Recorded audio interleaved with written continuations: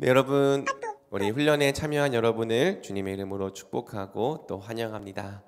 오늘 11번째 강의로 또 우리의 구원에 관련된 마지막 순서, 그리고 다음 주에는 종말에 관련된 말씀을 나누는 것으로 이제 이 2학기 제자 훈련을 마무리하려고 합니다.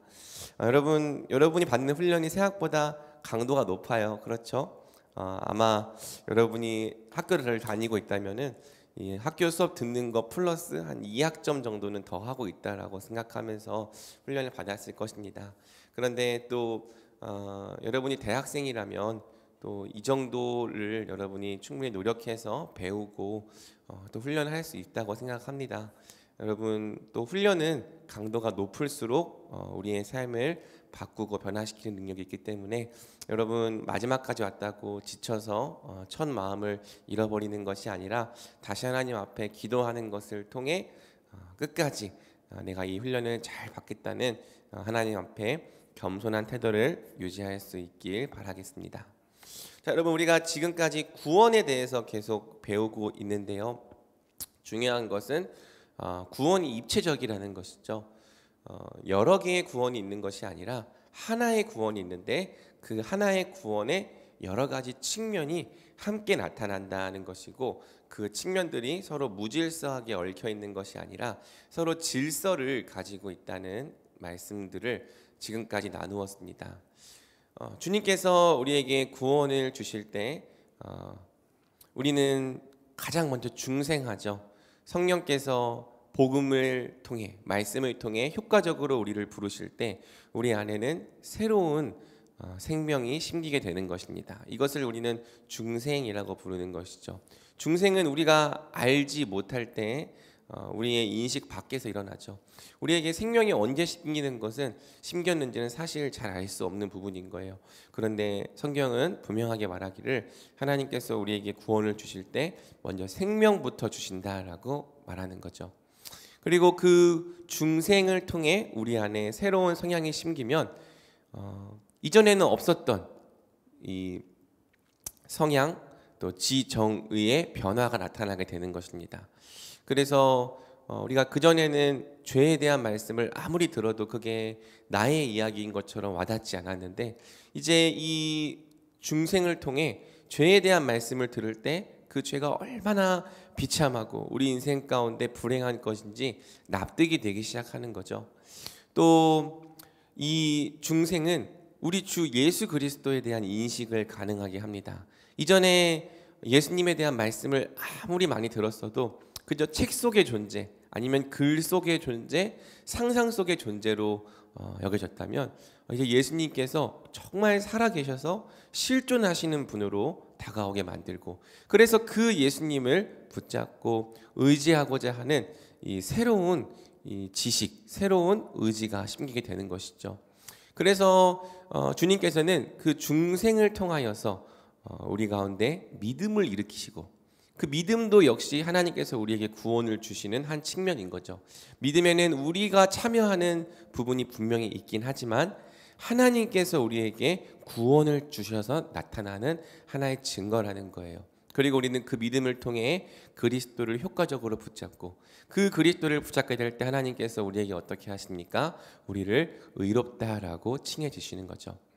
우리를 그리스도와 연합되게 하심으로써, 우리를 그리스도로 옷 입은 자가 되게 하심으로써, 그리스도께서 다 이루신 그 의로 말미암아 우리의 어떠함 때문이 아니라 그 그리스도의 의 때문에 하나님께서 우리를 의롭다고 선언해 주신다는 거예요. 그러니까 우리가 실제 의롭기 때문에 하나님 앞에 의롭다고 선언되는 것이 아니라 예수 그리스도께서 다 이루신 값을 근거해서 하나님이 최종 심판 때에 우리의 의로움을 지금 선언해 주신다는 거죠. 그리고 하나님께서는 그렇게 의롭게 받아들여진 자들을 주님의 자녀로 받아들이십니다. 여러분, 의롭다고 선언하는 것과 자녀로 받아들이는 것은 전혀 다른 문제예요. 의롭다고 칭했다고 해서 반드시 자녀로 받아들일 필요는 없죠. 그런데 이 자녀로 받아들이시는 것은 하나님의 전적인 은혜로 말미암아 우리에게 주어진다는 것입니다. 실제로 하나님께서 우리를 의롭다고 칭하시는 것도 다 우리를 자녀 삼으시기 위함인 거죠. 요한계시록 21장을 보면은 하나님께서 우리의 아버지가 되고 우리를 그분의 자녀 삼으시는 것이 결국 우리를 창조하시고 구원하신 목적이라고 말하는 거예요. 그래서 하나님은 우리를 자녀 삼으시기 위해 사실은 의롭다라고 먼저 칭하신 거죠. 그래서 자녀가 됐기 때문에 우리는 이 땅에서 자녀가 누리는 모든 특권들을 다 누리며 살아가게 된다는 것이고요. 하나님께서 우리를 돌보실 뿐만 아니라 또 우리를 양육하시고 우리를 인도하시며 날마다 우리와 함께 동행하여 주신다는 것입니다. 그리고 자녀이기 때문에 상속자가 되죠. 하나님 나라를 유업으로 받는 상속자가 되게 하셔서 우리를 천국의 시민으로 삼아 주신다는 거예요. 이게 바로 양자가 되었을 때, 하나님 앞에 입양되었을 때 우리에게 주어지는 은혜의 한 측면인 것이죠. 그리고 이제 오늘 우리는 그 다음으로 성화와 동반되는 유익들 그리고 견인에 대한 주제로 들어가 보려고 합니다. 이 구원에 있어서 가장 중요한 두 주제를 꼽으라고 한다면 칭의와 성화를 꼽을 수 있을 거예요. 다른 게 다 중요하지만 이 칭의와 성화에 대한 부분만큼은 여러분들이 정말 잘 이해해야 신앙생활을 하는데 오해가 없고 늘 하나님을 의지하며 그 구원을 누리며 살아갈 수 있는 거죠. 그래서 여러분 저번 주에 배웠던 저번 주에 제자훈련을 못했죠. 저번 주에 배웠던 이 칭의만큼 여러분이 이 성화를 중요하게 여기고 또 잘 배웠으면 좋겠습니다. 그리고 성화 다음에 맨 마지막 이 땅에서 누리는 맨 마지막 그리고 지속적으로 누리는 구원 중에 하나가 또 견인인데 견인이 무엇인지를 여러분이 잘 배워서 이 우리에게 견인의 책임이 있고 또 견인의 은혜가 있다는 것이 어떤 의미인지를 여러분이 잘 이해할 수 있게 되길 바라겠습니다. 자, 그러면 제 35문부터 우리가 함께 살펴보겠습니다. 제가 질문하면 여러분들이 답변해 주시는 방식으로 우리 35문을 읽어볼게요. 성화란 무엇입니까? 시작. 성화란 하나님의 자유로운 은혜의 사역으로 이것에 의하여 우리는 하나님의 형상을 따라 전 인격에 걸쳐 새롭게 되고 죄에 있어서는 점점 더 죽게 되고 그리고 의에 있어서는 점점 더 살게 됩니다. 아멘. 자, 성화, sanctification. 성화라고 하는 것은 거룩할 성자에 이제 변화하다 할 때 화자죠. 그래서 거룩하게 변해가는 것을 말하는 거예요. 이 성화 역시 우리가 만들어내서 우리가 우리의 힘으로 이루어내야 되는 일이 아니라 하나님께서 우리를 위해 일하시는 구원이라는 것을 우리가 명심해야 하는 것이죠. 우리가 신앙생활을 하다 보면은 늘 낙심하게 되는 이유가 뭐예요? 우리가 아까 찬양 불렀지만 주여 우린 연약합니다. 우리 오늘 또 넘어지고 또 실수합니다. 우리가 하나님의 뜻대로 잘 살지 못하기 때문에 낙심하게 되고 또 우리가 아무리 말씀을 듣고 결단해도 넘어지기 때문에 참 이 결단하는 것조차 두려워지는 이러한 신앙의 어려움이 생기는 이유가 다 이 성화에 대해서 바른 이해를 갖고 있지 못하기 때문인 거죠.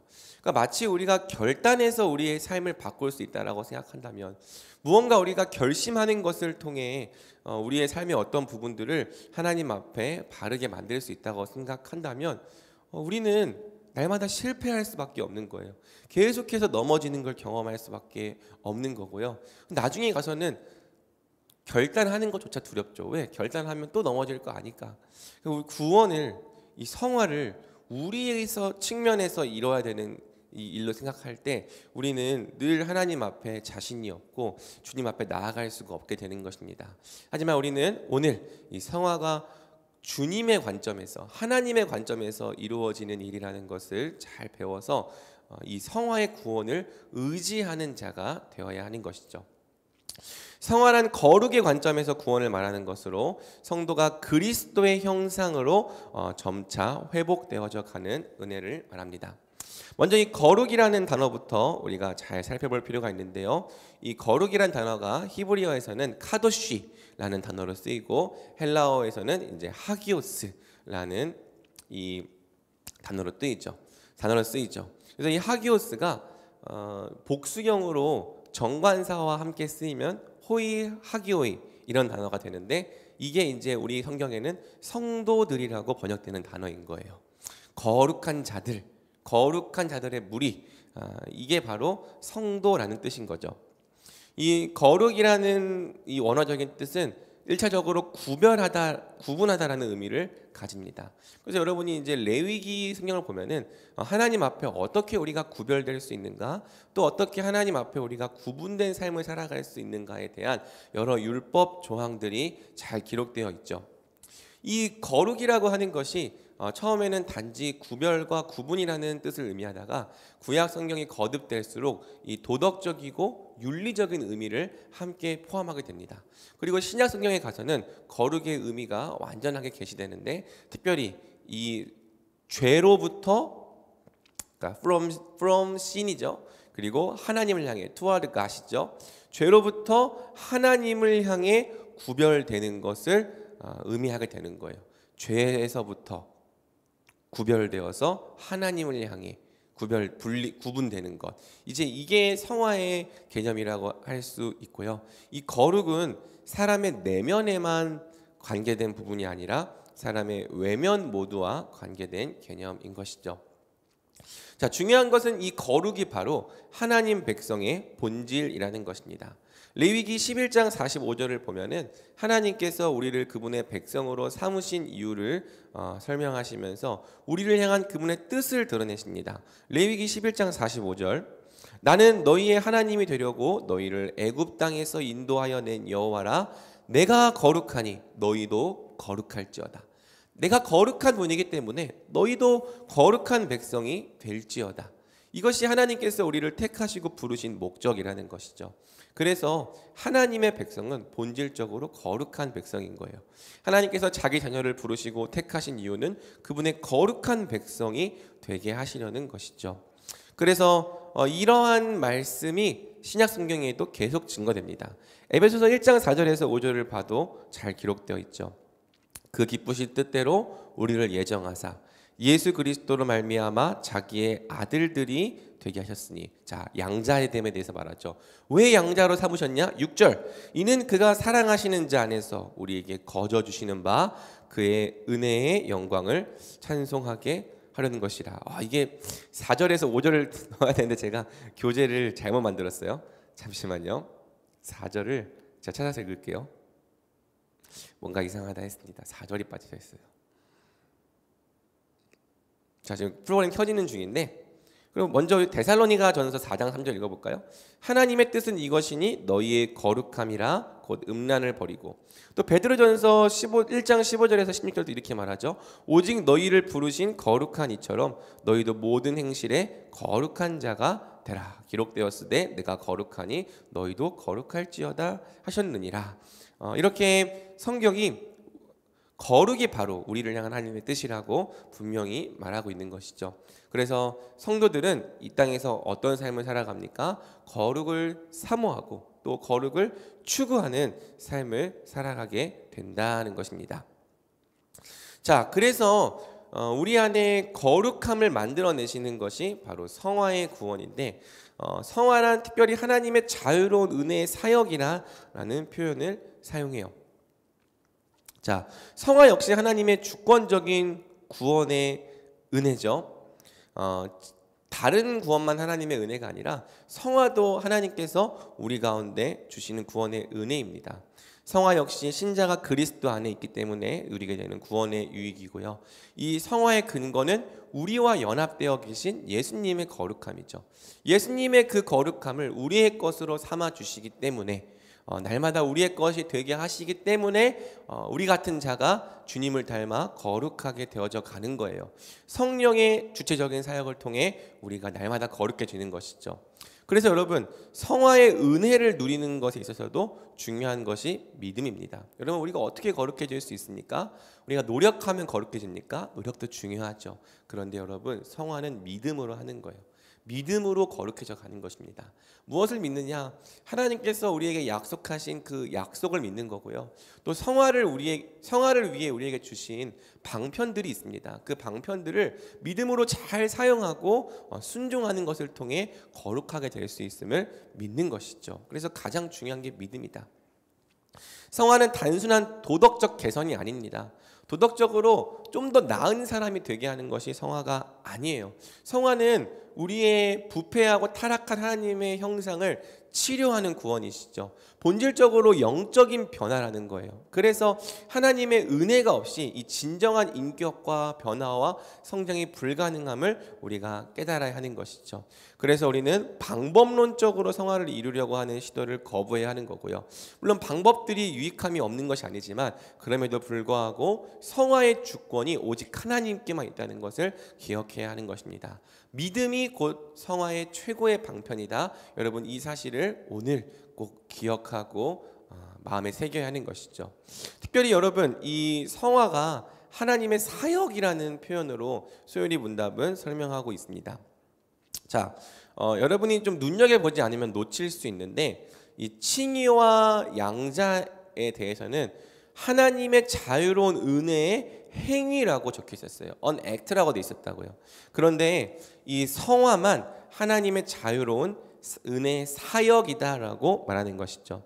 그래서 이 칭의와 양자는요, 행위라고 표현되는데 이것은 단회적이라는 겁니다. 단회적, 즉시 이루어지는 것. 하나님께서 우리에게 구원을 적용하셨을 때 우리는 즉시 의롭게 되는 거고요. 또 즉시 하나님의 자녀로 받아들여지는 거예요. 그런데 이 사역은요, 또 워크는요, 계속해서 우리에게 일어나는 점진적이고 계속되는 특성을 나타내는 것입니다. 그러니까 성화라고 하는 것은 우리의 평생 가운데 하나님께서 우리를 위해 일하시는 사역이라는 거죠.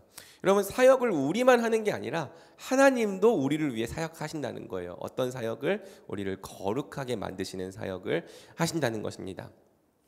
물론 성화에도 단회적인 측면이 있습니다. 여러분, 우리가 그리스도를 믿게 되면요, 즉시 우리는 거룩한 자가 된 거예요.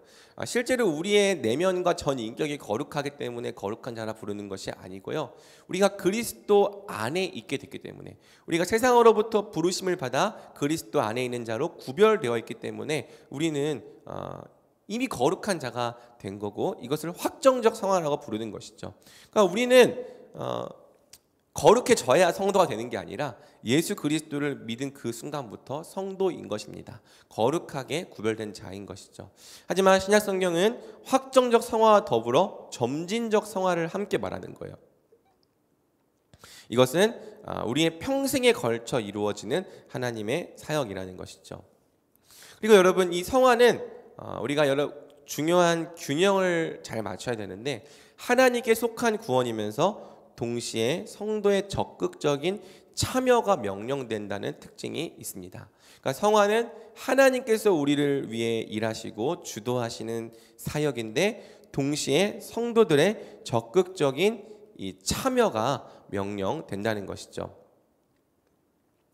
자, 이 칭의와 양자는 우리의 참여가 이루어지는 부분이 없어요. 이 칭의는 하늘 법정에서 하나님께서 하시는 일이고요, 양자도요, 우리의 의사와 관계없이 하나님께서 우리를 받아들이시는 일이죠. 사람의 참여가 배제되어 있다는 특징이 있지만 성화는 성도에게 적극적인 참여가 명령되는 영역인 것입니다. 그러니까 하나님께서 우리를 거룩하게 하시는데 어떻게 거룩하게 하시냐면은 기계적으로 강압적으로 거룩하게 하시는 것이 아니라 우리의 인격을 존중하세요. 그리고 우리의 인격을 사용하시고 또 우리를 설득하셔서 거룩한 삶에 참여하게 하시는 거죠. 그래서 우리는 주체적으로 이 성화에 참여하게 되는 것입니다. 우리의 지식과 감정과 의지를 모두 사용해서 성화에 참여하게 되는 것이죠. 그러니까 여러분이 지금 이 훈련을 받는 목적도 여러분이 양자의 은혜를 받기 위해 훈련 받는 게 아니에요. 여러분은 성화가 되기 위해 훈련 받는 것이죠. 그러니까 우리가 거룩하게 되기 위해서 훈련 받아야 될 책임이 있고, 또 우리의 지식과 감정과 의지를 최대한으로 잘 사용해야 될 책임이 있다는 것입니다. 그래서 성령 하나님께서 우리의 인격을 존중하셔서 우리를 참여하게 하시고 그것을 통해 우리를 더욱 성숙하게 하시며 성장해 나가게 하시는 것이죠. 그래서 신자의 독립성을 인정하심과 동시에 은혜의 사역으로 성화를 이루신다. 우리가 예전에 섭리를 배웠는데, 섭리가 뭐였죠? 하나님께서 100%를 하시고 사람도 100%를 하는데 하나님의 100%로 이루어진다. 그러니까 하나님의 섭리는 우리의 이 영역보다 한 차원 높다는 거예요. 그래서 우리가 모든 걸 가지고 다 하지만 그게 또 하나님께서 100%를 하시는 거고, 그렇다고 우리는 50%를 하는 게 아니라 우리도 100%를 하게 된다는 것이죠. 성경은 성화가 하나님의 사역이라고도 말하면서 동시에 우리의 책임이라고도 말을 하는 것입니다. 자, 빌립보서 1장 6절과 2장 13절을 보면은 성화는 하나님께서 일하시는 거라고 말해요. 너희 안에서 착한 일을 시작하신 이가 그리스도 예수의 날까지 이루실 줄을 우리는 확신하노라. 착한 일을 하나님이 시작하셨고 그리스도 예수의 날까지 하나님께서 이루신다고 말하는 것이죠. 또 2장 13절을 보면은 너희 안에서 행하시는 이가 하나님이다라고 말하는 거예요. 그런데 그 하나님께서 어떻게 우리를 성화에 참여하게 하십니까? 자기의 기쁘신 뜻을 위하여 우리에게 소원을 주시고 그 소원을 따라 행하게 하신다는 거죠. 여러분 이해가 되죠? 우리를 거룩하게 행하게 하시는데 우리 마음 가운데 소원을 주신다는 거예요. 말씀을 통해 우리를 설득하시고 말씀에 대한 비전을 갖게 하시고 말씀에 대한 소망과 소원을 갖게 하셔서 정말 이 말씀대로 우리가 살고 싶다, 말씀대로 살면 하나님의 뜻이 이루어지겠구나 라는 소망을 갖게 하셔서 우리가 행하게 하신다는 거죠. 그리고 빌립보서 2장 12절은요 우리의 책임이 있다고 말하는 거예요. 그러므로 나의 사랑하는 자들아 너희가 나 있을 때뿐만 아니라 더욱 지금 나 없을 때에도 항상 복종하여 두렵고 떨림으로 어떻게 해라? 너희 구원을 이루라. 그리고 구원을 이루어 가라고 말해요. 여기서 말하는 구원은요 칭의가 아닙니다. 여기서 말하는 구원은 양자가 아니에요. 여기서 말하는 구원은요 성화예요. 성화. 항상 복종하고 두렵고 떨리는 것을 통해 너희의 이 거룩함을 지어가신 하나님의 구원을 너희가 이루어 가라는 것이죠. 그래서 하나님께서 이루신다, 또 너희가 이루라. 이게 성경에 같이 있는 것입니다. 그래서 사실 이게 지금 여러분 보면 알겠지만은 붙어 있어요. 빌립보서 2장 13절과 2장 12절. 그래서 제가 순서를 약간 바꿔놨는데 2장 13절은 하나님이 하신다, 2장 12절은 너희가 해라. 이 두 개가 같이 붙어 있는 겁니다. 그래서 우리는 성화에 있어 하나님의 주권을 늘 믿고 의지하면서 우리에게 맡겨진 순종의 책임을 다해야 하는 것이죠. 잠깐만요. 제가 가끔 이게 오류가 날 때가 있어요.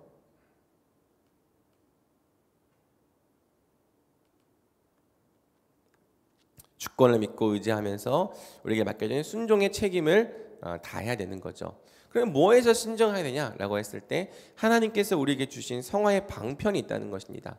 이렇게 방편을 사용해서 성화를 이루어가라고 주신 방법이 있는데 그것이 이제 은혜의 방편과 동일하죠. 은혜의 방편이 무엇이냐? 말씀, 기도, 성례. 그리고 사실 이 기도에는 찬양도 포함되는 것이죠. 은혜의 방편이라고 했을 때 우리가 왜 은혜를 받아야 돼요? 거룩해지기 위해 은혜 받아야 되는 거죠. 거룩한 성화를 이루어가기 위해 은혜를 받아야 하는 것입니다.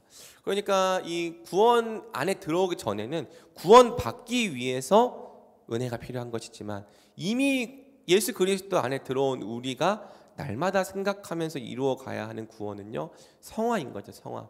그리고 그 성화를 계속해서 이루어가기 위해 하나님의 은혜를 구할 책임이 우리에게 있다는 거예요. 그래서 우리는 오직 주의 은혜를 의지하는 것만으로, 은혜를 통해서만 열매 맺을 수 있는 거고요.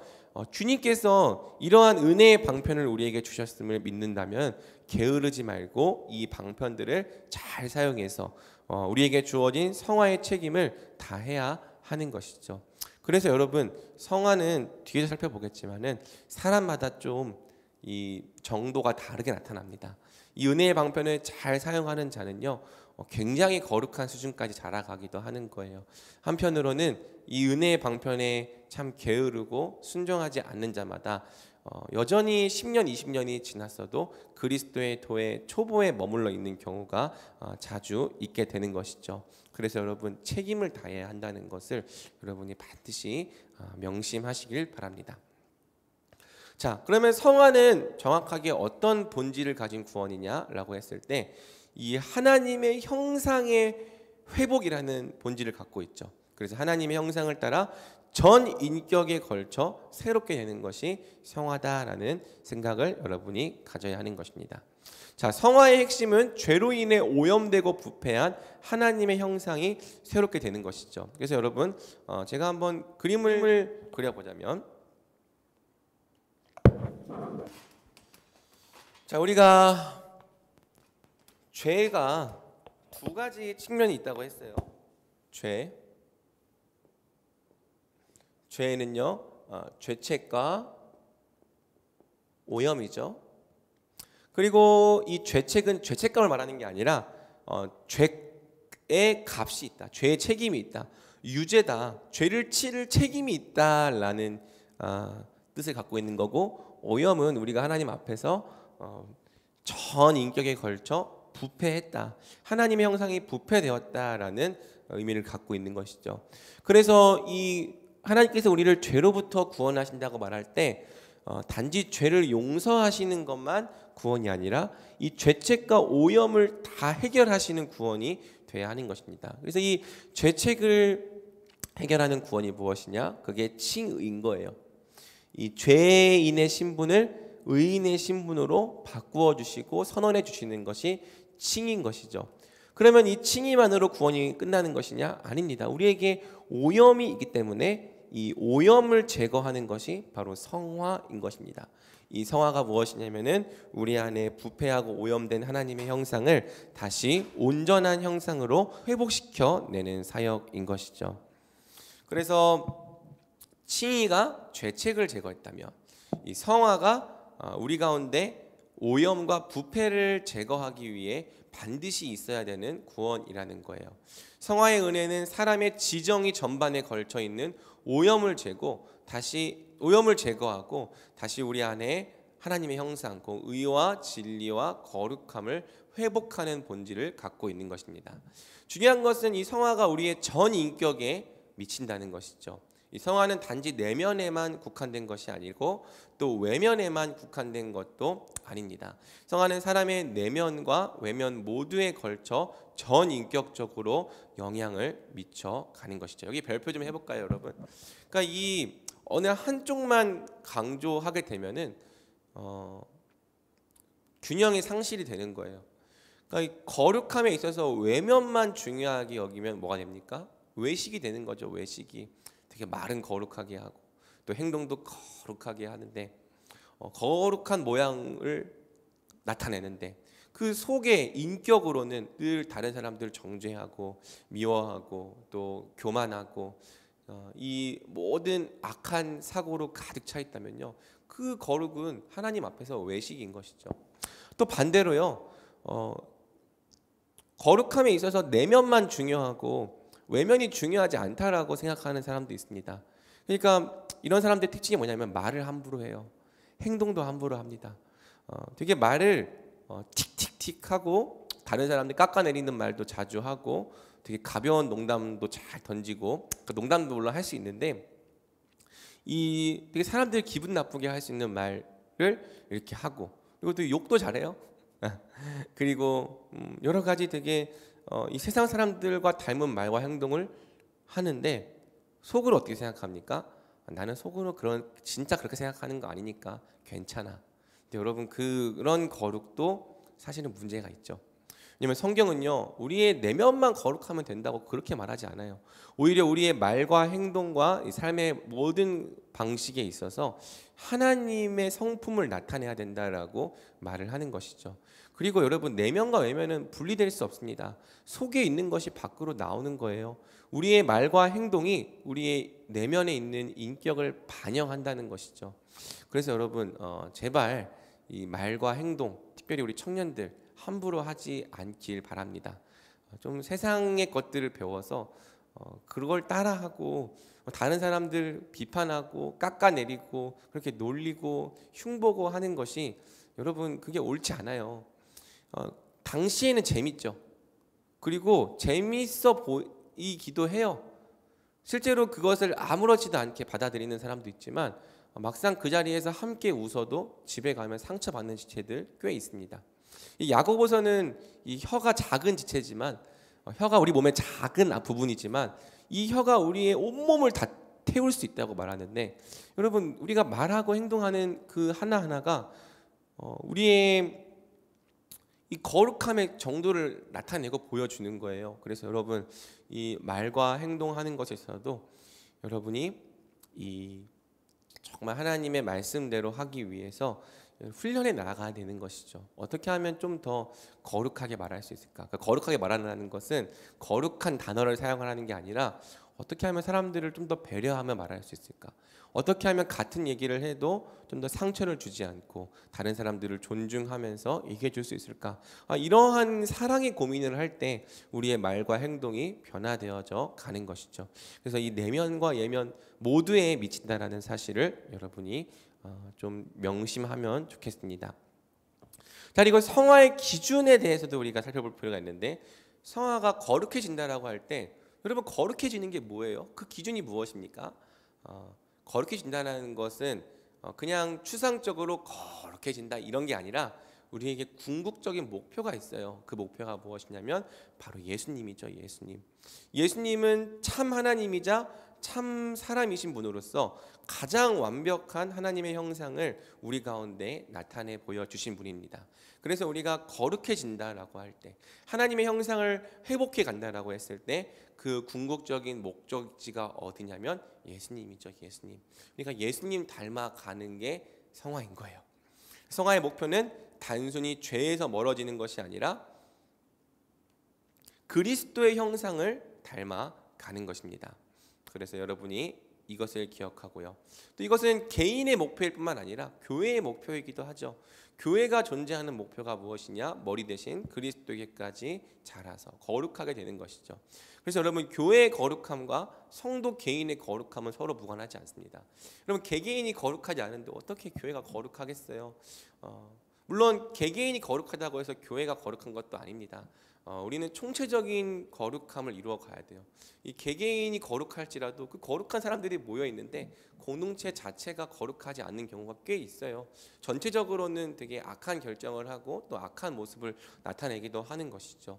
그래서 우리는 개인의 거룩함뿐만 아니라 우리 공동체적으로도 함께 거룩해져가는 이러한 총체적인 성화를 추구해야 하는 것이죠. 그래서 여러분 이 성화는요, 이 죄에 있어서는 점점 더 죽게 되고 의에 있어서는 점점 더 살게 된다는 특징을 가집니다. 이거는 성화의 소극적인 면과 적극적인 면이 있다는 건데요. 여러분 옛날에 율법에 대해 배울 때 하나님의 법을 지키는 것에 부족한 것도 죄라고 배웠죠. 그렇죠? 그리고 하나님의 십계명은 단지 무엇을 하지 말라라고 하는 명령만 있을 뿐만 아니라 어떠한 것을 적극적으로 지키라는 명령까지 포함된다는 것을 여러분이 아주 간단하게 배웠습니다.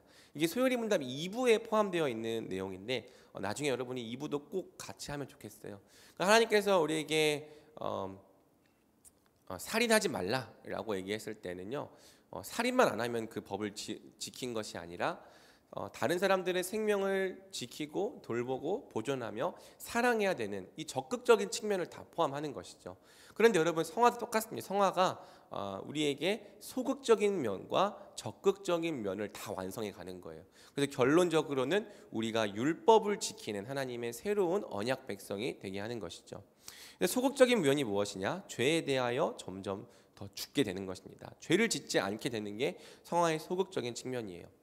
그러니까 무엇을 하지 않는 모습으로 나타나기 때문에 소극적이라고 말하는 건데 사실 여러분 우리는 이것도 굉장히 어려워하긴 하죠. 소극적이라고 해서 쉽다는 게 아니에요. 어렵습니다. 그런데 그럼에도 불구하고 소극적인 면이죠. 죄를 단지 안 지으면 내가 거룩하게 살았다. 여러분 그렇게 생각하면 안 된다는 거예요. 그러면 성화의 적극적인 면은 무엇이냐? 바로 의를 행하는 자가 되는 겁니다. 의에 대해서 점점 더 살게 되고 의를 행할 수 있는 능력을 갖추게 되고 무엇이 하나님이 기뻐하시는 뜻인지 분별할 수 있게 되어서 적극적으로 의를 행하는 삶을 살아가게 되는 것이죠. 그래서 우리는 성화에 참여할 때 단지 죄를 안 지으려 할 뿐 아니라 적극적으로 의를 행하기 위해 노력해야 하는 것입니다. 그리고 여러분 이 점점 더 죽게 되고 점점 더 살게 된다는 말은요, 성화가 점진적으로 이루어진다는 뜻이죠. 아까도 얘기했지만 이 성화가 성도의 전생에 걸쳐 이루어지는데 항상 일정한 수준으로 증가하지는 않는다는 거예요. 그래서 여러분 이러한 질문들이 나와요. 제가 정말 성화되고 있는 거 맞나요? 요즘 저는 제자리에 머물러 있는 것 같아요.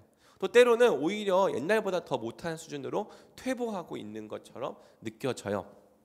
이렇게 질문하는 지체들이 덜어 있죠. 그래서 여러분 답변을 드리자면요, 성화의 과정은 길게 봐야 하는 과정이라는 거예요. 성화는요 한 달, 두 달 가지고 판단할 수 있는 문제가 아닙니다. 적어도 최소 1년, 2년? 1년, 2년도 모자라요. 10년 단위로 판단해야 돼요. 그래서 여러분 제가 자녀를 양육하고 있잖아요.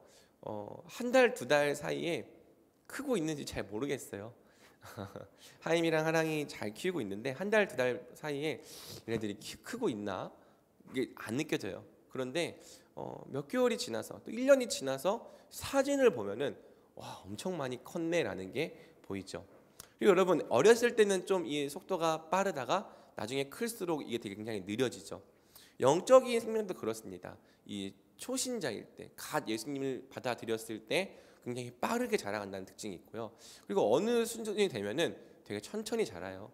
그래서 여러분들의 경우에는 물론 아주 빠르게 성장해 나가는 지체도 있는 것 같아요. 그래서 제가 여러분들과 교제를 하고 또 과제를 받다 보면은 되게 변화가 두드러지는 지체들이 있어요. 그런데 대부분 여러분은 천천히 성장하는 단계에 접어들었다고 생각하면 될 겁니다.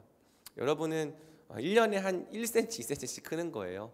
그런데 여러분 그 1cm, 2cm가 10년 지나면 10cm, 15cm, 20cm인 거죠. 여러분이 10년 지났을 때 10년 전과의 모습과는 비교도 할 수 없을 만큼 자라 있는 것입니다. 성화는 길게 보는 과정이고요. 내가 매일 얼마나 자랐는지 이거를 보면은 답이 없어요. 특별히 우리 군 생활하는 친구들 매일 그 저녁 계산기 켜고 며칠 남았나 세면 답이 없죠. 그런데 군 생활 열심히 하면은 어느새 막 100일 지나가 있고 200일 지나가 있고 그렇잖아요. 우리도 똑같은 거죠. 키를 뭐 오늘 재고 내일 재고 내일 모레 재고 매일매일 재면 뭐 얼마나 자라 있겠습니까? 그런데 학교에서 이제 1년에 한 번씩 이 체력 검진 할 때마다 이 재보면은 되게 많이 커 있는 거죠. 그래서 우리도 내가 얼마나 거룩해졌는가, 이거는 사실 매일 측정할 필요가 없는 일이고요. 아까 얘기했던 것처럼 하나님의 말씀을 따라 은혜의 방편을 잘 사용하고 있으면 되는 거죠. 그래서 매일 밥 잘 먹고 매일 잘 자고 또 매일 잘 놀고 매일 은혜를 잘 누리는 게 커 나가는 방법인 거예요. 여러분이 이것을 잘하면 10년이 지났을 때, 또 20년이 지났을 때, 야, 내가 정말 많이 바뀌긴 바뀌었구나. 그리고 그 모습을 여러분을 오랜만에 만난 사람들이 다 알아봐요. 야, 너 진짜 많이 바뀌었구나. 여러분에게 성화가 이루어지고 있다는 것을 여러분은 믿어야 하는 것입니다. 답변 2.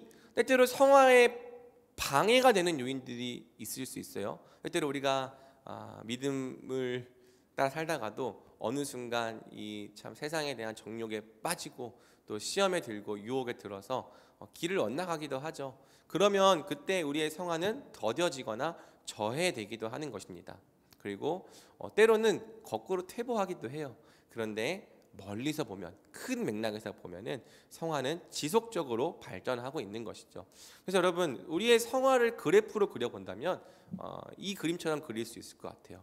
자, 칭의가 되고 거듭났을 때 우리의 이제 성화가 시작되는 것인데, 성화가 들쭉날쭉하게 이루어지죠. 이 그래프를 보면은 올라가기도 했다가 내려가기도 했다가 어느 순간 갑자기 점프하기 보면은 어느 순간 갑자기 점프하기도 했다가 내려가기도 했다가, 이런 식으로 우리의 성화의 방식이 이루어진다는 것입니다.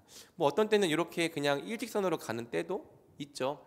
그래서 우리가 잘하고 있지 않은 것처럼 보일지라도, 퇴보하는 것처럼 보일지라도 거기에 너무 낙심할 필요는 없고요. 멀리서 보면은, 크게 보면은 이렇게 올라가고 있다는 것을 여러분이 믿어야 하는 것입니다. 그리고 이 성화가 완벽하게 다 이루어지는 것이 아니라 우리의 죽음을 통해 영화의 과정을 거쳐야 이 완전한 완성된 의로 우리가 이루어지고 참여할 수 있는 것이죠. 그래서 여러분 성화는 이 땅에서 결코 완전하게 이루어질 수 없다라는 점을 여러분이 생각을 해야 돼요. 여러분이 30년, 40년 지나면 꽤 거룩해질 것입니다. 그런데 여러분 40년 지나면 여러분이 죄 안 지을 것 같아요? 그럴 수가 없어요. 여러분은 40년을 지어도 죄를 지을 겁니다. 그럼 바울의 고백을 한번 볼까요? 되게 유명한 고백이죠. 로마서 7장 21절에서 25절. 그러므로 내가 한 법을 깨달았노니 곧 선을 행하기 원하는 나에게 악이 함께 있는 것이로다. 내 속사람으로는 하나님의 법을 즐거워하되 내 지체 속에서 한 다른 법이 내 마음의 법과 싸워 내 지체 속에 있는 죄의 법으로 나를 사로잡는 것을 보는도다.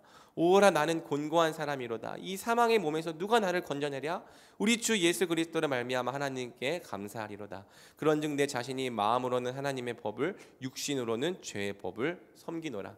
이게 지금 무슨 말이에요? 내가 한 가지 원리를 깨달았는데 선을 행하기 원하는 내 마음속에 악이 함께 있다는 걸 지금 본다는 거예요. 내가 거듭난 새 사람으로는, 속사람으로는 하나님의 법을 즐거워하고 그 법대로 살아가기 원하는데 내 지체 속에 또 다른 한 가지 법이 있죠. 그게 뭐예요? 육신의 이 죄의 잔재의 법. 그래서 이게 하나님의 뜻을 행하기 원하는 마음, 새 사람의 마음과 옛날의 이 마음이 서로 싸우는데 때때로 어떻게 됩니까? 이 죄의 법이 나를 사로잡더라는 거예요. 그래서 여러분 바울도 죄 짓는다고요. 바울이 엄청나게 위대한 사도였지만은 바울도 잘못 많이 했습니다. 특별히 이 마가를 데려가는 문제에 있어서 사도행전을 보면은 이 바나바와 크게 다투고 싸우죠. 그러니까 바울은 사명을 지키려고 하는 그 의식에는 철저했는데 한편으로는 좀 연약한 자들을 돌보고 돌아보고 세워주는 일들을 좀 잘 못했던 것 같아요. 나중에는 그런 것도 잘하게 됐지만은 바울도 실수가 많았고 연약함이 많았죠. 베드로도 그렇죠. 그래서 이 로마서를 쓰면서 나는 곤고한 사람이다. 거룩하게 살고 싶지만 이 사망의 몸에 내가 살기 때문에 너무나도 많이 죄에 넘어진다. 이렇게 고백을 하는 것입니다. 여러분 우리가 이 땅에서 절대 완전하게 성화를 이룰 수 없을 거고 여러분도 앞으로 그럴 거라는 것이죠. 그래서 여러분 완벽해지려고 하지 마세요. 오히려 죄를 지을 때마다 주님, 저의 모든 걸 다 아시는 주님께 저를 의탁합니다. 저를 용서하시고 다시 주님의 의로 살게 하여 주시옵소서 기도하고 주님 앞에 엎드리는 것이 우리에게 나타나는 자세인 거지, 죄책감에 빠져가지고 내가 또 죄지었네, 그건 여러분 그건 우리 자신의 상태를 너무 모르고 하는 반응이라는 것이죠. 이 알미니안주의 그리고 또 이 웨슬리안 감리교와 성결교는 완전 성화를 주장해요. 그리고 우리가 하나님의 은혜의 방편을 잘 사용하면은 이 땅에서도 완벽하게 성화될 수 있다고 말하는 것인데 사실 이것은 이 의와 죄의 기준을 너무 느슨하게 적용했다는 비판을 받죠. 그 예수님께서 산상수훈에서 말씀하시길 우리가 어떤 행동을 안 하는 것만으로 죄를 안 지은 게 아니라 우리의 생각으로 범하는 죄도 하나님의 율법을 어긴 거라고 예수님께서 말씀하세요.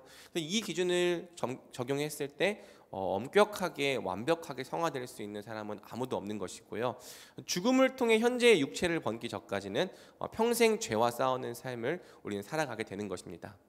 그럼에도 불구하고 여러분 중요한 거, 동그라미 2번의 별표, 제가 예전에 복음의 기초에서 설명했지만 우리는 이미 죄에 대해 죽은 자가 되었다는 것을 믿고 끊임없이 그렇게 여기며 살아가야 하는 것이죠. 그래서 담임목사님도 얼마 전에 이 말씀 시간에 이 단어에 대해서 얘기했는데 이 여기다 로기조마이라는 단어, 이 우리의 믿음에 있어서 비밀과도 같은 단어입니다.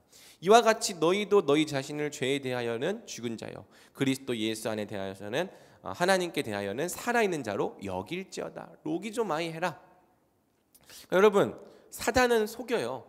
우리가 죄를 지을 때마다 너는 여전히 죄의 권세 아래에 있는 자다라고 우리를 속이는 거죠. 그래서 우리가 말씀을 따라 서지 않으면은 죄를 지을 때마다 주님 저는 여전히 죄의 권세에 눌려 있는 자입니다. 이러한 생각을 하게 되고 이러한 고백을 하게 되는 것입니다. 근데 성경은 그렇게 말하지 않아요. 성경은 우리가 죄로부터 이미 벗어나고 구원받은 자가 되었다고 말하는 것이죠. 죄에 대하여 죽은 자가 되었고 하나님께 대하여 산 자가 되었다고 말하는 것입니다. 이게 우리 안에 이루어진 실제 진리고요. 계속해서 그렇게 여기라는 거죠. 그러니까 우리에게 죄의 삶이 여전히 남아 있는 것은요, 죄의 권세가 우리를 지배하고 있기 때문이 아니라 우리의 육체의 죄의 잔재가 남아 있기 때문이에요. 근데 여러분, 죄의 잔재가 남아 있다는 것은 구원받기 이전에 죄가 군림하던 때와 전혀 다른 상태인 거죠. 그러니까 여러분이 책을 읽으면은 그 어거스틴의 표를 봤을 텐데, 전에 구원받기 전에는 죄가 군림하던 상태에 있었고, 그때는 죄를 안 짓는 게 불가능했어요. 그리고 선을 행하는 게 불가능했죠. 그런데 이제 우리는 죄의 이 굴림의 상태로부터 벗어난 것입니다. 그래서 죄를 안 짓는 게 가능하기도 해요. 물론 죄를 짓지만 죄를 안 지을 수도 있다는 것이죠. 그리고 선을 행할 수 있는 능력도 우리에게 주어진 것입니다. 그래서 우리가 죄를 지을 때마다 사탄에게 속아서 여전히 내가 죄의 권세에 속해 있구나, 이렇게 생각하면 안 되는 것이죠. 그렇게 우리를 정죄할 때마다 뭐라고 고백합니까? 6장 11절, 저는 죄에 대하여 죽은 자가 되었고 하나님께 대하여 산 자가 되었습니다. 나는 계속해서 그렇게 내 자신을 그렇게 여기겠습니다. 이게 여러분 믿음의 사람인 거예요. 신자에게 죄성은 남아있지만 죄의 지배는 끝났습니다. 성령의 도우심을 통해 우리는 죄성을 이길 수 있고 죄를 안 지을 수도 있는 존재가 되었습니다. 그래서 죄를 지을 때마다 그래, 나는 여전히 늘 연약하기만 한 존재야, 이렇게 생각하는 게 아니라 우리 자신을 죄에 대하여 죽은 자로 끊임없이 여겨야 하는 것이죠. 그리고 여러분, 비록 완전 성화가 불가능할지라도요, 때때로 어떤 신자는 꽤 높은 거룩의 수준까지도 자라가기도 합니다. 그래서 여러분, 교회를 다니다 보면은 진짜 거룩한 사람이 있는 거예요. 가끔씩 진짜 높은 수준까지 올라가기도 하는 거예요. 저는 아직 그 수준이 아닌 것 같아요. 근데 제가 경험했던 사람들 중에 와, 어떻게 저분은 저렇게 삶 가운데 참 거룩함과 사랑을 나타내실까? 그렇게 존경할 만한 분이 몇 분 계셨어요. 정말 살면서 정말 저분을 닮고 싶다, 정말 저분을 닮고 싶다. 물론 그분도 연약함이 있지만 그럼에도 불구하고 그 거룩함의 수준이 굉장히 탁월하고 높더라는 것이죠. 그래서 우리가 이 날마다 멈추지 않고 이 영화를 향해, 완벽한 이 구원의 상태를 향해 날마다 그 영화를 바라보며 자라가야 하는 거예요. 여러분, 대운이 문답 제78문은 성화의 불완전에 대해서 설명을 하고 있습니다. 한번 읽어볼까요? 신자들에게 있어 성화의 불완전함은 그들의 모든 부분에 남아있는 죄의 잔재와 영을 거스르는 끊임없는 육의 정욕으로 인해 발생합니다. 이것들에 의해 그들은 유혹에 자주 넘어지고 많은 죄에 빠지고 모든 영적 섬김에 있어 방해를 받고 그들의 최선에 이를지라도 하나님 보시기에 불완전하고 더럽습니다. 그래서 여러분, 우리가 불완전하다는 것을 늘 함께 인식해야 하는 것이죠.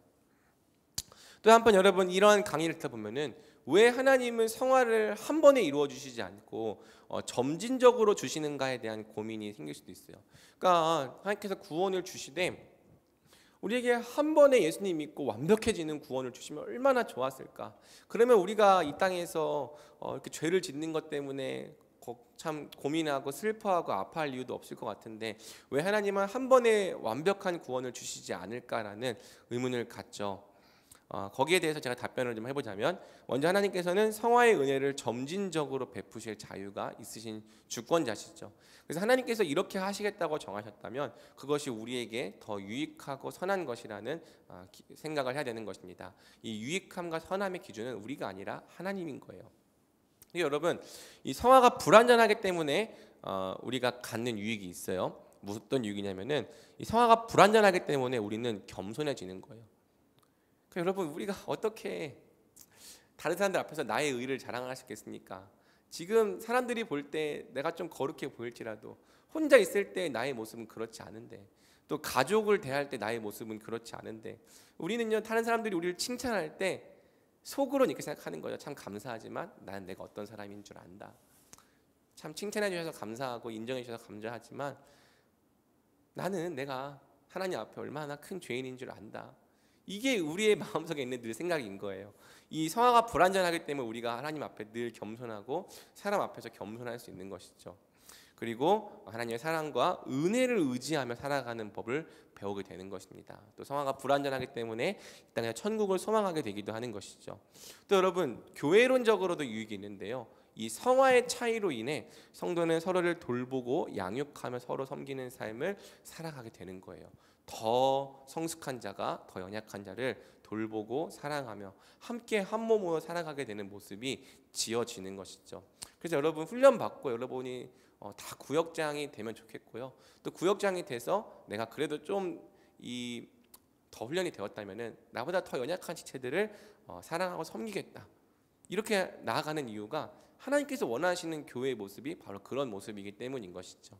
그래서 여러분 이 성화가 불공평하기 때문에 오히려 우리가 좀 더 유익함을 누린다라는 점에서 우리가 생각해 볼 필요가 있습니다. 이 칭의와 성화의 차이를 제가 표로 만들었는데 이 표는 여러분 이 책에도 있는 표예요. 여러분이 읽는 과제 책이에요. 그래서 이 평생 미완성 완성을 향해 자라가는데 공평도 이 사람에 따라 다르다. 그래서 어떤 사람들은 죽을 때까지 정말 너무나도 거룩한 수준으로 자라가는 사람이 있는 반면에 어떤 사람은요 죽을 때에도 여전히 어린아이의 수준에 머물러서 죽는 사람도 있는 것입니다. 물론 그렇게 죽은 사람도 하나님 앞에서 완벽한 그리스도의 의로 구원을 받지만 우리가 이 땅에서 거룩함을 누리며 살아가지 못한다면은 우리는 구원의 풍성함을 너무 맛보지 못하고 살아간다는 이 아픈 현실을 경험하게 되는 것이죠. 자, 여러분 여기까지 성화에 대해 마쳤고요. 우리 5분간 휴식하고 다시 11시부터 이 마지막 뒷부분 36문 하도록 하겠습니다.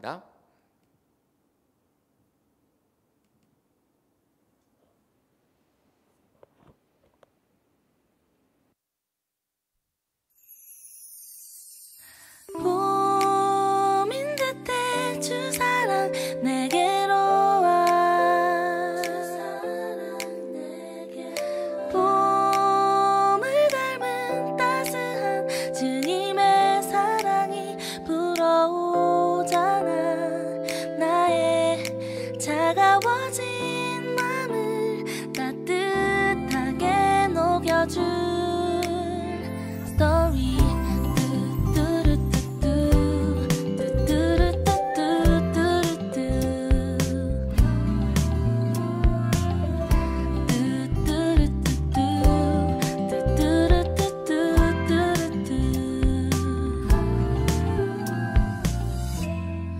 유난히 시렸던 겨울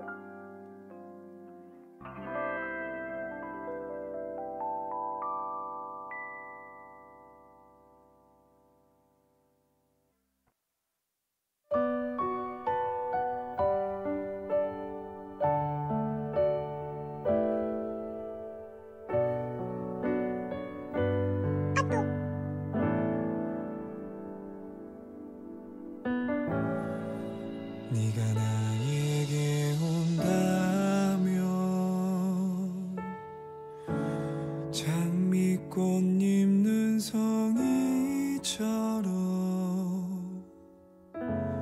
내리듯 할 텐데 네가 나에게 온다면 네가 나에게 온다면 이제부터 그 자리에서 널 기다릴게.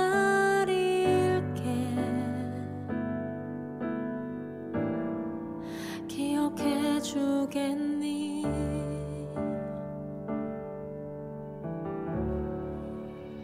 널 향한 내 마음이 까맣게 타버렸다 해도 난 좋아.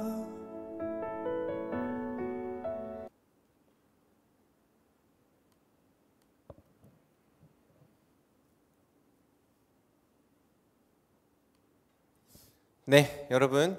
자, 이제 마지막 조금만 30분만 더 힘내서 이 땅에서의 구원과 관련된 내용들을 오늘까지 해서 마무리하도록 하겠습니다. 여러분 좋나요? 저는 사실 구원에 대한 부분들이 되게 좋아요. 나의 구원에 대한 이야기고 하나님께서 우리의 구원에 대한 계획을 이렇게 세우셨고 그리고 실제로 이것들이 내 삶 가운데 이렇게 적용되어지고 있구나라는 걸 깨닫게 될 때 참 감사한 마음이 있는 것이죠. 그래서 여러분 이것이 저에게만 기쁨으로 다가와지는 것이 아니라 또 여러분 모두에게도 큰 기쁨의 소식으로 다가와지면 정말 좋을 것 같습니다. 자, 그러면 나머지 부분들 살펴볼까요?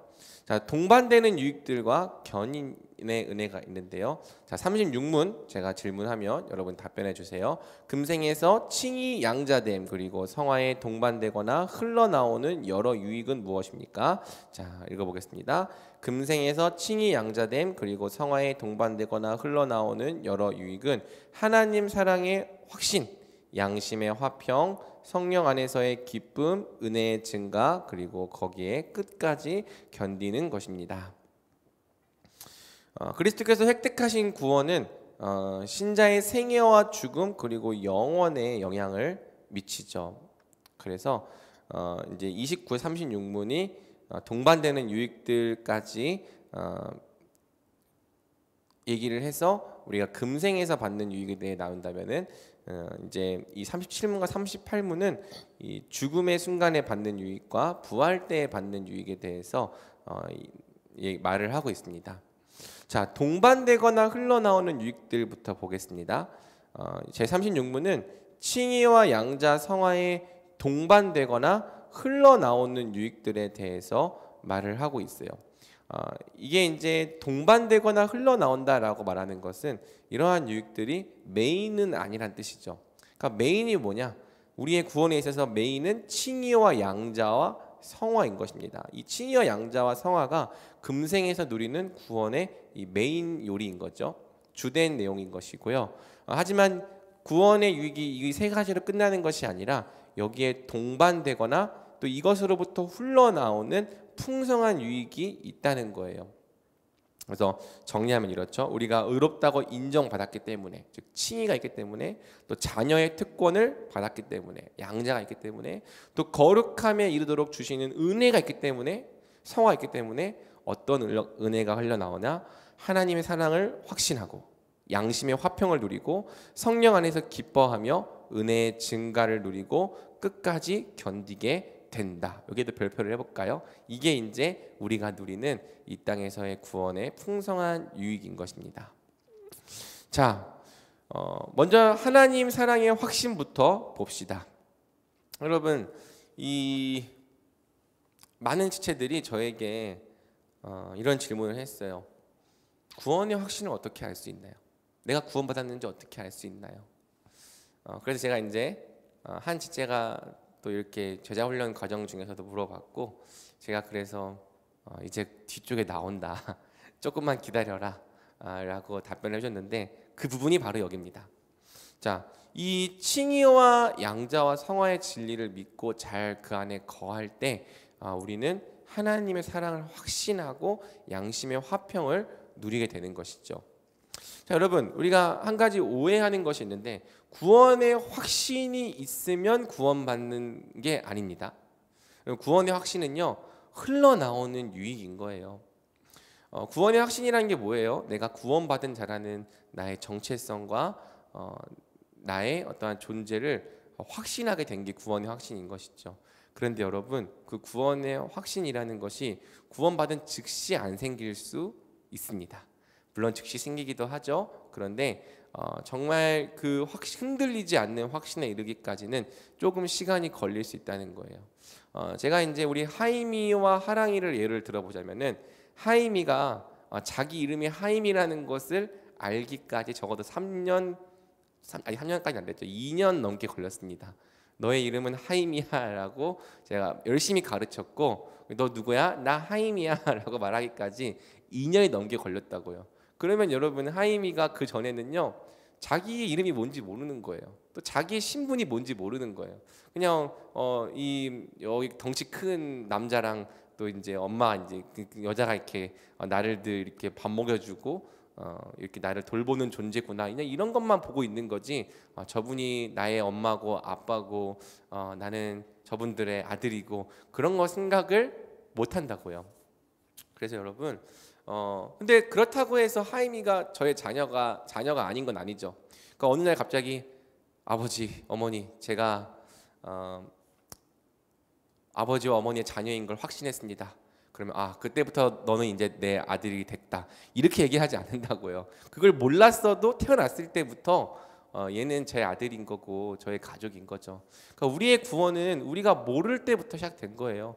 중생했을 때부터 사실 우리는 하나님의 자녀인 거고 구원받은 백성인 것이죠. 그런데 그 중생과 이 칭의와 양자와 성화로부터 이 하나님의 사랑의 확신으로 흘러나오기까지는 조금 시간이 있을 수 있다는 거고요. 그럼에도 불구하고 이 칭의와 양자와 성화의 은혜가 나에게 이루어진 하나님의 확실한 은혜임이 깨달아질 때 우리는 하나님 사랑을 확신하고 내가 구원받은 자임을 분명히 신뢰할 수 있는 것이죠. 그래서 이 확신과 화평의 은혜가 있다. 하나님이 이렇게 실수가 많은 나를 사랑하실까요? 물어볼 때 우리는 말씀을 읽을 수 있을 것 같아요. 우리가 아직 죄인 되었을 때 그리스도께서 우리를 위하여 죽으심으로 하나님께서 우리에 대한 자기의 사랑을 확증하셨느니라. 야, 네가 실수가 많다고 하나님 안 사랑하신다고? 하나님은 네가 죄인이었을 때, 하나님 부르지도 않았을 때부터 사랑하셨어. 그런데 이제 자녀 삼아 주셨는데 실수했다고 널 안 사랑한다고? 그런 말도 안 되는 일이 어딨니? 사랑을 확신하렴. 말할 수 있겠죠. 로마서 8장 35절인데 제가 또 오타를 냈네요. 이 교재를 나중에 오타를 잘 수정을 해야 될 것 같아요. 8장 35절 39절. 누가 우리를 그리스도의 사랑에서 끊으리요?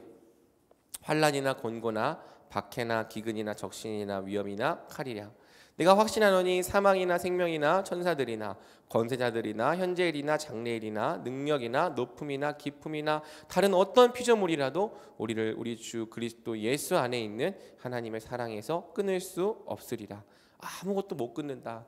너를 택해서 너를 자녀 삼아서 너를 의롭다고 하시고 자녀 삼아서 하나님의 백성으로 삼겠다고 하신 그 사랑을 아무것도 못 끊는다. 심지어 너 자신도 끊지 못한다라고 성경은 말하는 것이죠.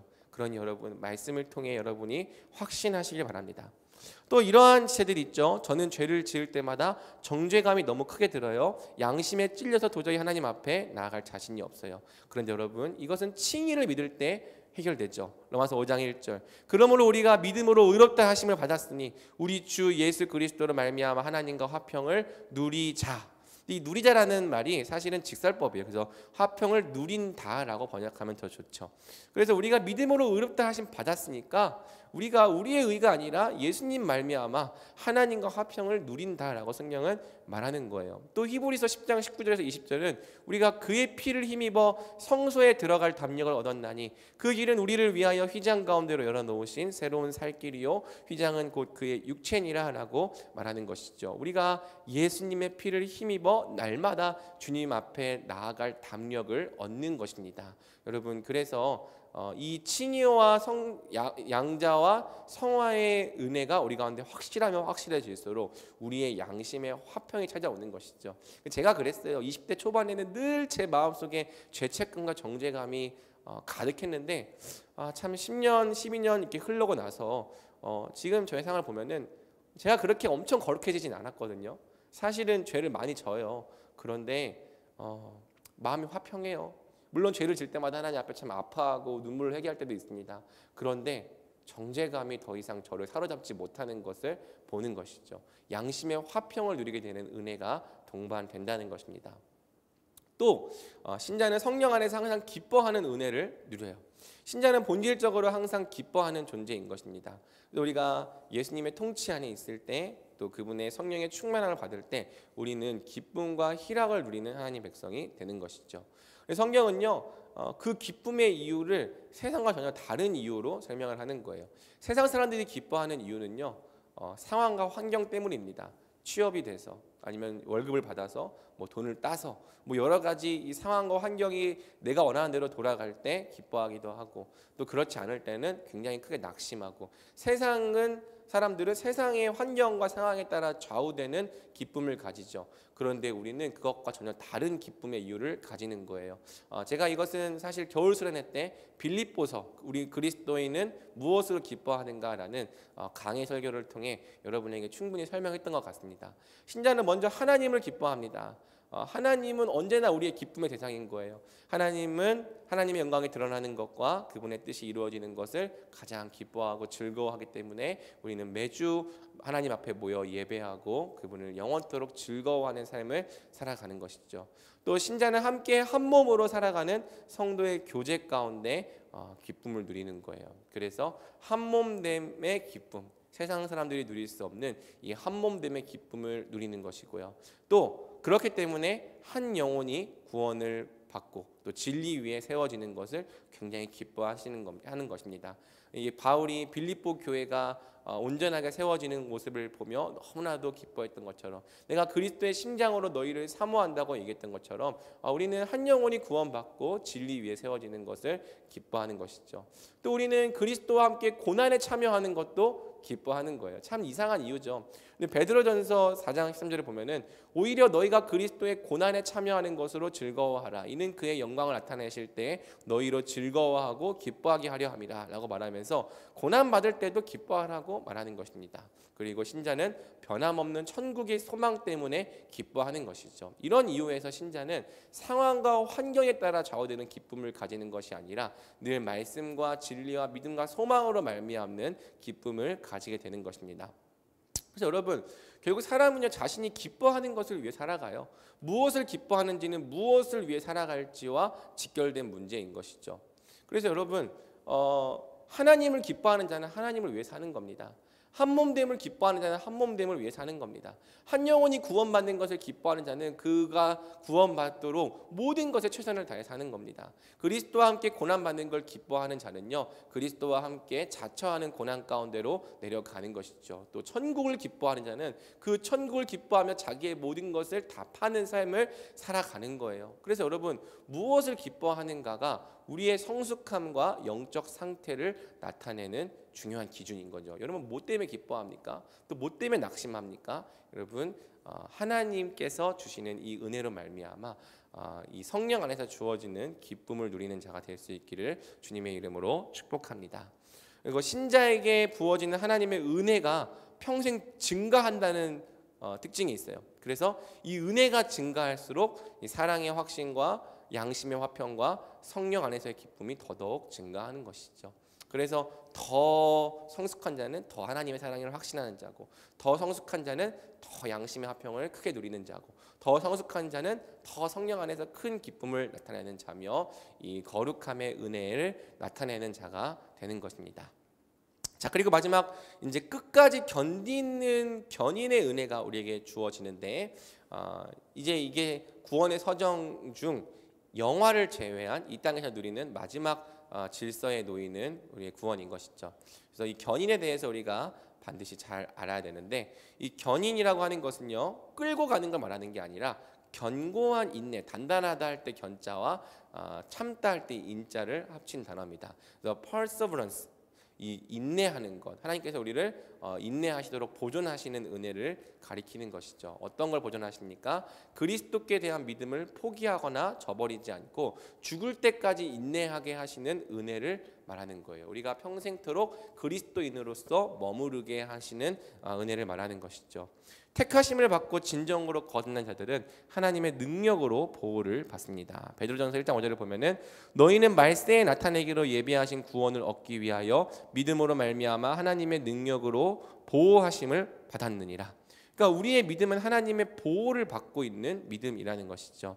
그래서 참된 성도는요, 이 땅에서 결코 믿음을 완전히 잃어버리거나 타락하지 않고 구원의 과정을 끝까지 견뎌내게 되는 거예요. 요한복음 6장 39절 40절. 제가 이 부분을 좀 자세히 설명하는 이유는 우리가 구원을 잃어버릴 수 있다, 타락할 수 있다라고 말하는 일종의 이단적인 가르침들이 있기 때문입니다. 잘 보세요. 나를 보내신 이의 뜻은 내게 주신 자 중에 내가 하나도 잃어버리지 아니하고 마지막 날에 다시 살리는 이것이니라. 한 명도 잃어버리지 않겠다고 예수님께서 말씀하셨다는 거예요. 또 여러분, 이 10장을 보면은 내가 그들에게 영생을 주노니 영원히 멸망하지 아니할 것이요 그들을 내 손에서 빼앗을 자가 없느니라. 그들을 주신 내 아버지는 만물보다 크심에 아무도 아버지의 손에서 빼앗을 수 없느니라.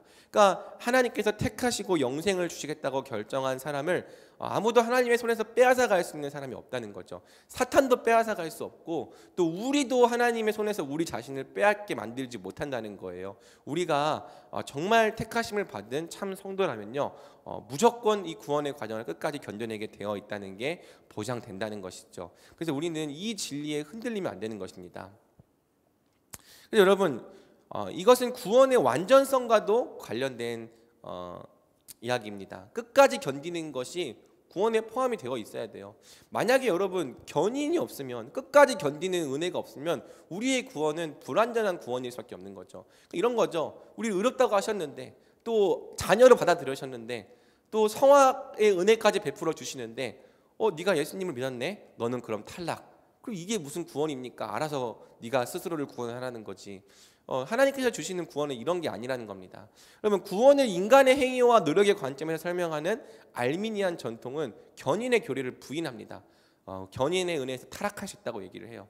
그래서 우리는 이제 개혁주의라고 하는 칼빈의 노선에 서 있는데, 우리는 하나님의 주권이 우리의 구원의 가장 유일한 근거다라고 말한다면은, 알미니안주의는 우리의 구원은 우리의 의지에 달려있기 때문에 우리가 얼마든지 구원을 잃어버리고 타락할 수 있다라고 말하는 것이죠. 하지만 성경은요, 구원은 하나님께서 이루시는 하나님의 사역임을 분명하게 가르쳐요. 그리고 하나님께서는 성도에게 구원을 주실 때 견인이 빠져있는 불완전한 구원을 주시는 것이 아니라 견인까지 포함되어 있는 완전한 구원을 주신다는 것입니다. 그러니까 여러분, 이 견인에도요, 성도의 책임과 의무가 함께 딸려 있다라는 생각을, 이 사실을 여러분이 명심할 필요가 있어요. 그러니까 견인은 네가 한번 예수님 믿는다고 고백했으면 무조건 구원받는다, 그런 걸 가르치는 말이 아니라는 거예요. 견인은 우리에게 소망을 주는 것이지, 네가 한번 구원받았으면 어떻게 해도 구원받기 때문에 마음대로 살아도 된다라고 말하는 무책임함을 가져다주는 교리가 아니라는 것이죠. 마태복음 10장 32절을 보면은요, 견인하라는 말이 나옵니다. 22절이죠.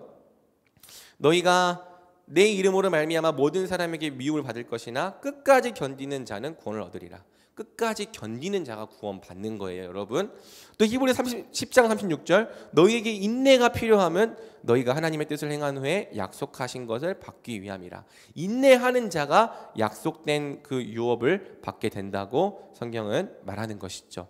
그래서 여러분, 견인은 하나님의 은혜이면서 동시에 우리의 책임과 의무이기도 한 것입니다. 견인에 대해 여러 가지 오해와 의문이 있습니다. 한 번 믿음을 고백하는 사람은 무조건 구원을 받는다? No. 이거는요, 영접주의, 영접신앙이 만들어낸 거짓말이에요. 그러니까 이런 거죠. 너가 지금 우리가 영접 신앙 영접 기도를 해가지고 네가 지금 그리스도를 믿는다 고백했으니까 너는 영원히 구원을 보장받아. 이게 아니라는 거예요. 그 믿음이 진짜 참된 것인지를 확인해 봐야 된다는 것이죠.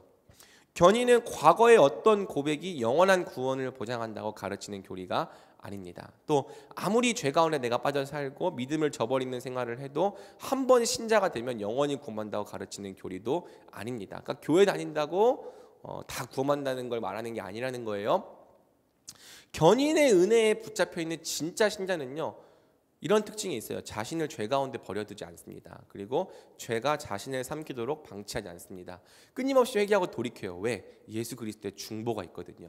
우리를 죄 가운데 버려두지 않고 죄가 자기를 삼키도록 방치하지 않고 끊임없이 회개하고 돌이키게 하시는 예수 그리스도의 중보하심이 있기 때문에 진짜 견인의 은혜에 붙잡혀 있는 신자는요, 자신을 죄 가운데 방치하지 않는 거예요. 그래서 여러분, 구원에 있어서 중요한 것은 과거의 어떤 고백이나 경험이 아니라 현재 내가 예수님께 대하여 가지고 있는 믿음과 인내, 그리고 순종인 것이죠. 그래서 여러분, 성경은요, 믿는 것처럼 보였다가 떠나는 자들이 있다는 걸 가르치고 있는 거예요. 배교하는 일이 있다는 것이 견인이 없다고 말하는 게 아니라 성경은 일시적으로 믿음의 모습을 가지지만은 결국에는 믿음을 버리고 배교할 자들에 대해 가르치고 있다는 것이죠. 그러니까 여러분, 지금 교회에 나와 있지만 여러분이 10년, 20년 교회를 떠나서 하나님을 전혀 모르는 자로 살아간다면 여러분의 구원 확실하지 않습니다. 자, 볼까요? 여러 가지 말씀들이 있지만 특별히 이 마가복음 4장 15절에서 19절 씨 뿌리는 비유는 우리 구원에 대해서 견인의 문제를 잘 설명해 주죠. 길가는요, 믿음을 아예 받아들이지 않은 자를 말하는 건데, 돌밭에 뿌려진 자는 어떤 특징이 가지냐면요, 말씀을 들을 때 즉시 기쁨으로 받지만 그 속에 뿌리가 없어 잠깐 견디다가 그 말씀 때문에 환난이나 박해가 일어나면은 넘어진다는 거예요. 그러니까 그 믿음이 진짜 믿음이 아니었다는 거죠. 또 어떤 이는 가시떨기에 뿌려진 자가 있는데, 이들은 말씀을 듣기는 하지만 이 세상의 염려와 재물과 유혹과 또 기타 탐심 때문에 말씀이 막혀 결국에는 결실하지 못하게 되는 것. 그래서 일시적으로 믿음의 모습을 보이지만 결국에는 믿음을 버리고 배교할 자들에 대해 성경이 가르치고 있기 때문에 여러분, 한번 교회에 오면은 다 구원받는다, 이걸 말하는 게 아니라는 것을 여러분이 명심해야 하는 것이죠. 성경은 배교하는 자들에 대해 그들의 믿음과 중생이 정말 참된 것이었는지를 물어본다는 것입니다. 그러니까 참된 믿음과 거듭남이 있는 신자에게 견인이 있는 거지, 이것이 없는 신자에게도 견인이 있다라고 말하면 안 되는 것이죠. 요한일서 2장 19절을 보면요, 배교하는 자들에 대해 말하는데 어떻게 설명합니까? 그들이 우리에게서 나갔으나 우리에게 속하지 아니하였으니 만일 우리에게 속하였더라면 우리와 함께 거하였으려니와 그들이 나간 것은 다 우리에게 속하지 아니함을 나타내려 함이니라. 그러니까 그들이 왜 나갔다고요? 처음부터 우리에게 안 속한 자들이었다는 거예요. 처음부터 그리스도 밖에 있었던 사람들이라는 것이죠. 그래서 여러분, 이 배교하는 일이 있다는 것은 견인이 있고 없고의 문제가 아니라 정말 그 사람이 참된 믿음을 가졌는가, 또 거듭남이 있었는지의 문제인 것입니다. 그리고 또 고린도전서 5장 5절을 보면은 배교하는 것처럼 보였던 자들 중에도 다시 돌이켜 회개하는 자들이 있다는 것을 가르쳐 주죠. 그래서 5장 5절을 보면은 이런 자를 사탄에게 내주었으니 이는 육신은 멸하고 영은 주 예수의 날에 구원을 받게 하려 함이라. 이제 이것은 권징을 통해 출교시키는 것을 의미하는 건데, 왜 출교를 시키냐라고 했을 때 그 출교를 통해 회개의 기회를 줌으로써 혹시라도 주 예수의 날에 구원을 받는 자가 있게 하려 함이다라고 성경은 말하는 것이죠. 그래서 또 믿음을 버리는 것처럼 보였던 자들 중에서도요, 다시 돌아와 회개하고 주님을 따르는 자가 있더라는 거예요. 그래서 견인을 우리가 좀 함부로 말하고 판단할 수는 없는 것이죠. 견인에 대한 실천적 적용. 견인은 기본적으로 성도에게 위로와 소망을 주는 교리입니다. 은혜의 교리라는 것을 기억하세요. 구원으로 택하신 자들에 대해 성령을 완전히 거두시거나 구원을 상실하도록 내버려 두지 않습니다. 예수 그리스도의 중보가 있다는 사실을 항상 기억하는 것이죠.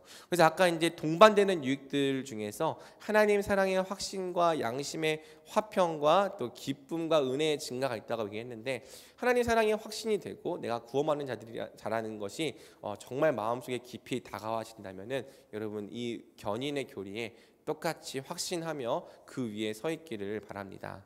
동시에 견인은요, 성도가 지속적으로 믿음 안에 있기 위해 나태함을 경계하고 은혜의 방편을 꾸준히 사용할 것을 촉구하는 교리이기도 하죠. 그래서 여러분, 은혜의 방편을 안 사용하고 나태하게 살면요, 여러분은 거의 불신자 수준처럼 떨어질 수도 있다는 거예요. 그러니 너희가 끝까지 인내하기 위해 은혜의 방편을 열심히 사용하라고 촉구하는 교리도 되는 것입니다. 결론 및 적용을 읽고 오늘 강의를 마치도록 하겠습니다. 오늘은 이 결론 및 적용을 읽어줄 수 있는 지체가 아무도 안 와가지고 저 혼자 계속 하고 있는데 좋아요. 결론 및 적용을 읽겠습니다. 자, 오늘날 조국 교회의 가장 가슴 아픈 모습 중 하나는 바로 거룩함을 많이 잃어버렸다는 것이다. 죄와 구별된 거룩한 삶과 선한 행실로 복음의 빛을 비추고 세상으로 하여금 아버지께 영광을 돌리게 해야 할 교회가 도리어 세속적이고 거룩하지 못한 모습 때문에 손가락질을 받게 된 것이다. 그리고 여기에는 칭의와 성화를 분리시켜 생각하는 문제가 있다. 곧 내가 거룩한 삶을 살지 않아도 예수님을 믿기만 하면 의롭게 여김받고 구원받는다고 생각하는 것이다. 그러나 성경은 칭의와 성화를 분리시켜 말하지 않는다. 오히려 칭의가 있다면 반드시 성화도 뒤따르게 된다고 말한다. 그러므로 만약 우리의 삶에 성화가 없다면, 또 거룩함을 사모하고 추구하는 마음이 없다면 우리는 우리의 믿음이 진짜인지를 다시 물어봐야 한다. 즉 그 칭의가 진짜인지, 정말 중생했는지 다시 물어봐야 한다. 여러분 삶에 성화가 없다면 물어보십시오. 중요합니다. 자, 2번, 하나님은 우리를 거룩한 백성으로 부르셨다. 하나님이 거룩하신 것처럼 우리를 거룩한 백성으로 삼으시는 것이 아버지의 영원한 뜻이다. 그러므로 우리는 거룩함을 추구하며 거룩함을 향해 날마다 자라가야 한다. 또 우리를 거룩해 하시는 성령 하나님을 의지하며 주께서 주신 은혜의 방편들을 적극적으로 활용해야 한다. 그렇게 할 때 우리는 시간이 지날수록 점점 죄에 대하여 죽고 의에 대하여 살게 되는 거룩한 변화를 경험하게 될 것이다. 그리고 나 자신뿐만 아니라 온 교회가 다 같이 거룩함에 힘쓸 때 함께 그리스도를 닮아가는 영광스러운 모습을 보게 될 것이다. 그러므로 거룩함이 우리의 목표이며 사명이라는 것을 잊지 말라. 그리고 이 땅에서 영화를 향해 꾸준히 자라가는 성도가 되라. 아멘. 3번입니다. 하나님께서 우리에게 주시는 구원은 완전하고 풍성하다. 의롭다 하시고 자녀 삼아 주시며 거룩해 하실 뿐만 아니라 그분의 사랑을 확신하게 하시고 우리 양심의 화평과 자유를 주시며 성령 안에서 항상 기뻐하게 하신다. 그리고 이러한 은혜를 평생토록 더하셔서 점점 더 천국의 삶이 우리 가운데 흘러나오게 하신다. 따라서 이 풍성한 구원의 복을 마음껏 누리며 살아가는 것이 바로 성도의 진정한 묘미라 할 수 있다. 성경 66권에 기록된 하늘의 신령한 복을 더욱 풍성히 알아가라. 그리고 그 말씀들을 믿고 순종하는 것으로 이 복을 마음껏 누려라. 모든 것을 받았는데 아무것도 받지 못한 것처럼 살아가는 것은 성도에게 어울리지 않는다. 도리어 우리는 모든 것을 받은 자답게 모든 것을 누리는 자로 이 땅에 살아가야 한다. 여러분, 구원의 복을 마음껏 누리며 살아가는 게 성도의 진정한 묘미죠. 이 묘미를 여러분 느끼고 있습니까? 이 묘미를 느끼는 자가 하나님을 사랑하고 하나님을 즐거워하고 하나님께 진정한 찬송을 올려드리게 되는 거예요. 아무것도 받지 못한 자처럼 살지 말고 하나님의 복의 내용을 풍성히 알아서 모든 것을 누리는 자로 살아가는 여러분 되기를 바랍니다. 자, 마지막 견인 교리는 하나님께서 우리의 믿음을 끝까지 보호하실 것을 가르친다. 동시에 우리가 이 땅에서 끝까지 믿음으로 인내해야 할 것을 가르친다. 성도의 삶의 본질은 인내다. 믿음으로 소망하며 끝까지 인내하는 것이 곧 우리에게 주어진 책임이자 의무라고 할 수 있다. 우리 예수님께서 하신 말씀을 기억하라. 누구든지 이 음란하고 죄 많은 세대에서 나와 내 말을 부끄러워하면 인자도 아버지의 영광으로 거룩한 천사들과 함께 올 때에 그 사람을 부끄러워하리라. 그리고 어떤 순간에도 예수님을 부끄러워하지 말고 끝까지 그분만을 따를 것을 결단하라. 견인의 끝은 영원한 천국이라. 이기는 자는 이것들을 상속으로 받으리니 나는 그의 하나님이 되고 그는 내 아들이 되리라. 아멘. 여러분, 평생토록 예수님을 부끄러워하지 말고 이 구원의 교리 위에 서서 이기는 자가 될 수 있기를 주님의 이름으로 간절히 축복합니다. 제가 기도하겠습니다. 하나님 감사합니다. 죄로 말미암아 오염되고 부패한 우리 가운데 전에 우리에게 없던 새로운 거룩함을 창조하시고 우리는 날마다 주님 닮은 자로 더더욱 자라가게 하시니 그 놀라우신 큰 은혜에 주님 정말 정말 감사를 드립니다.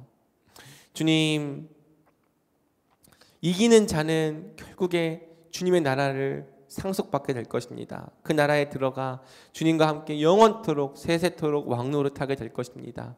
그러니 우리가 어떻게 승리를 소망하지 않을 수 있겠습니까? 어떻게 인내하지 않을 수 있겠습니까?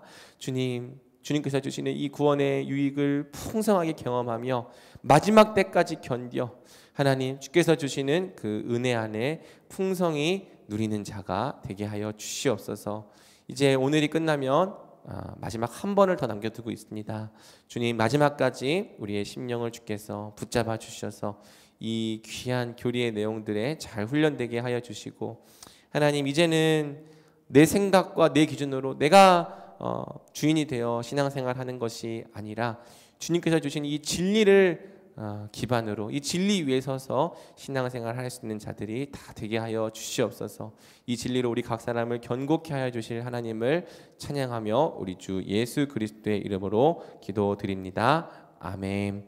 여러분, 마치기 전에 짧게 광고하겠습니다. 다음 주는 휴강이고 여러분 시험 잘 보세요. 그리고 다다음 주에는 우리가 마지막 12강을 한과 동시에 서로 간증문을 가지고 읽으면서 나누는 시간을 가질 겁니다. 다다음 주까지 여러분이 A4 한 페이지 정도로 간증문을 작성하되 뭐 엄청 대단한 걸 적으라는 게 아니라 이 훈련을 하면서 여러분이 경험하고 느끼고 또 새롭게 알게 되고 또 혹시 하나님께 주시는 은혜가 있다면 그것을 여러분이 좀 잘 정리하라는 거죠. 여러분을 위해서 나중에 10년 뒤에 읽어보면 또 쏠쏠한 재미가 있을 겁니다. 그리고 그 간증문 중에서 이제 몇 명을 택해서 우리가 다다음 주 주일에 수료식을 진행할 때 그 간증문을 읽게 할 것입니다. 그러니 여러분이 잘 적어서 잘 준비해 주면 좋겠고요.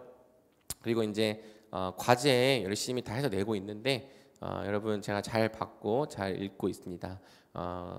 여러분 좀만 더 힘내서 우리 다 수료하면 좋겠어요. 수료가 중요한 것은 아니지만 그래도 여러분 학교 수업은 F 안 받으려고 그렇게 노력하면서 주님 수업은 F 받을 생각하지 말고 여러분 마지막까지 잘 해서 꼭 A는 아니더라도 C라도 받고 졸업하는 여러분이 되기를 바라겠습니다. 자, 그러면 여러분 각자 소그룹으로 흩어지겠습니다. 고생하셨습니다.